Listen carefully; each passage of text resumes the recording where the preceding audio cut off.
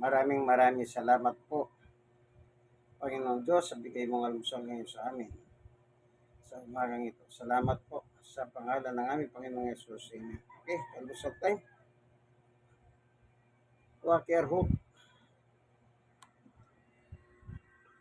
Quaker.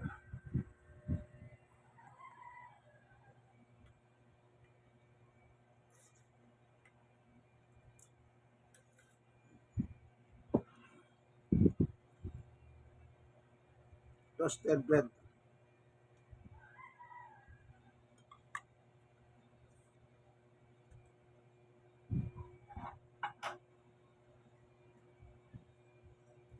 Kape.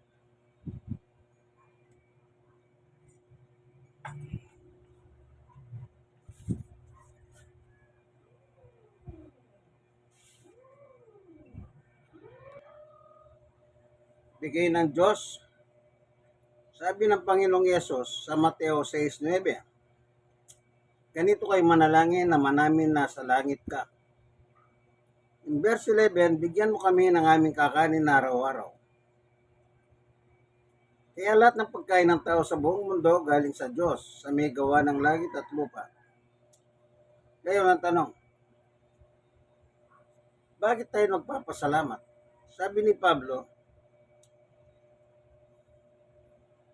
sa Colosas 3:17, ano man ang inyong ginagawa sa salita o sa gawa, magpasalamat kayo sa Diyos sa ngalan ni Jesus. Anong ginagawa natin? Makain ako ng almusal. Oh.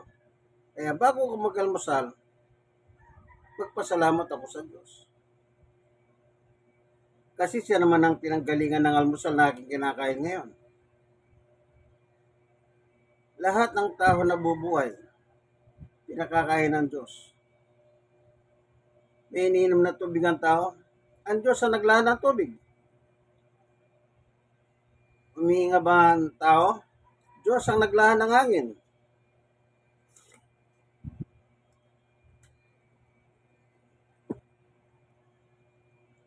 Kaya lahat sa Kanya galing. Dapat lamang ipagpasalamat natin.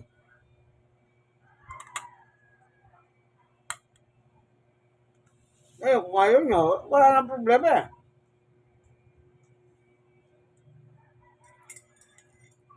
Bawa, ayaw mo magpasalamat, talagang ugali mo yun. Okay lang sa Diyos yun.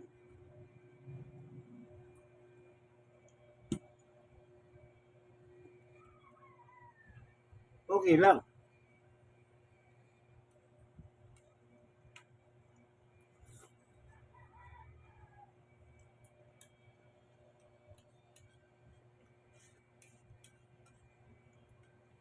Kung ayaw magpasalamat, okay lang yan. Pero tandaan mo,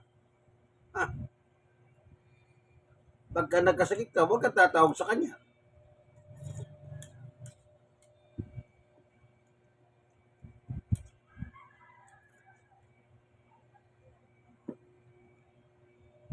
Kasi ayaw mo magpasalamat.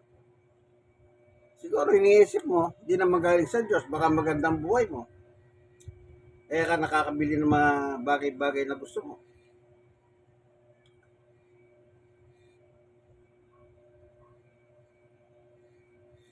Nasaan niyo po yan?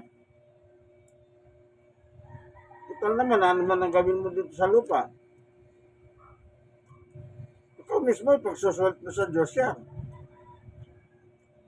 Bawat isa, ano man ang ginawa niya habang nabubuhay sa lupa.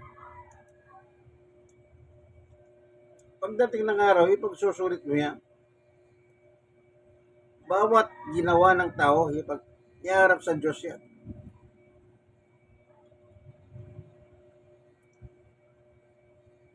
Yan nabubuhay pa tayo dito sa lupa. Sulit na patay na tayo.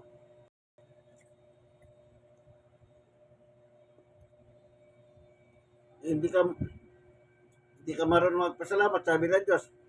Hindi ka man marunong magpasalamat eh. Hindi lagot ka.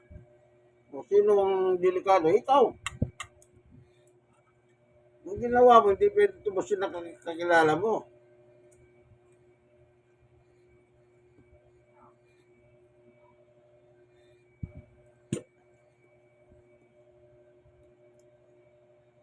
At di na rin pwede yung mananalangin ka. Yung patay, pinapanalangin ng mga buhay na sana patawarin sila. Wala na, yari ka na.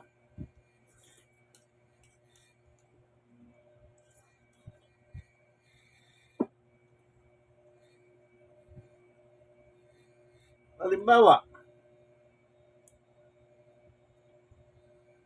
yung bang kasalanan mo, pwede ba tubusin ng kapwa mo? Hindi. Kasalanan mo yan eh. Kaya magdudusa ka.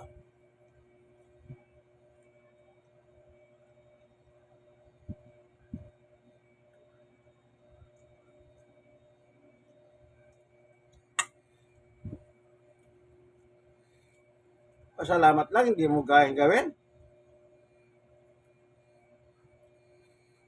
Bakit ka mga kakilala mo pag niliragaluhan ka? Kaya mo magpasalamat. Pare, salamat. Mare, salamat. Maraming salamat.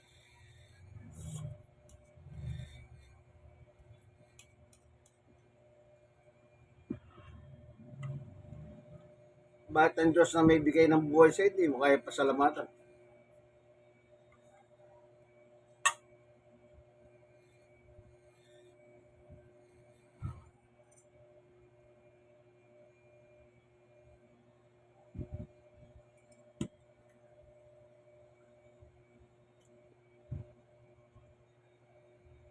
Tandaan niyo po yan, kanya-kanya tayo ang pagsusulit sa Diyos.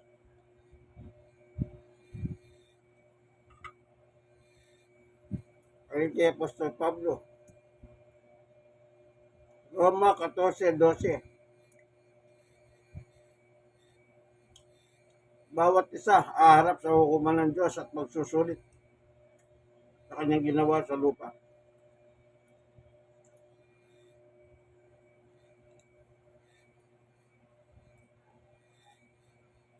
Maging ugali niyo pong mapagpasalamat sa Diyos.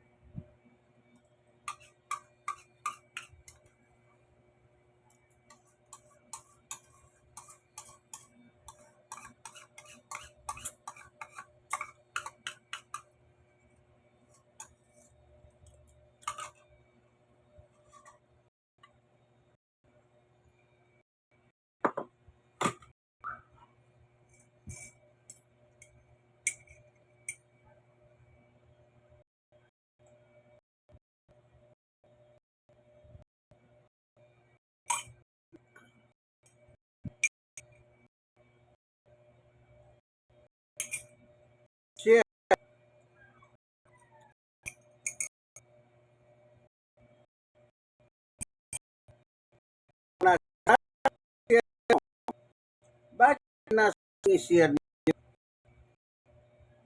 May kasamang biblical word.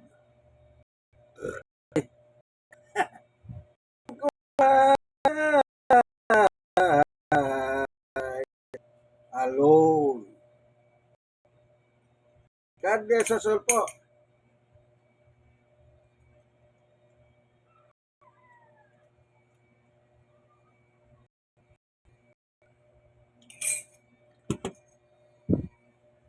Ito po ang inyong kaibigan kay Jesus, Brother Manny Bautista. God is good all the time. Nawadat na kayo ng video ito, nasa maayos na kalagayan. Always give thanks to God. Bawat pagkakataon, lagi kang salamat sa Diyos. Bakit? Sapagkat ang buhay mo, kaibigan, Diyos ang may gawa niya. Diyos ang may bigay sa iyo niya. Kaya gamitin mo ang katawan mo, hayo kay Apostol Pablo, unang Korinto 6:19-20. Ang iyong katawan ay hindi mo pag-ahari. Yan ay pag-ahari ng Diyos. Kaya gamitin mo upang ang Diyos ay mapapurihan, malwalhati sa pamamagitan ng katawan na ginagamit mo, kaibigan. God bless us all. Bye-bye!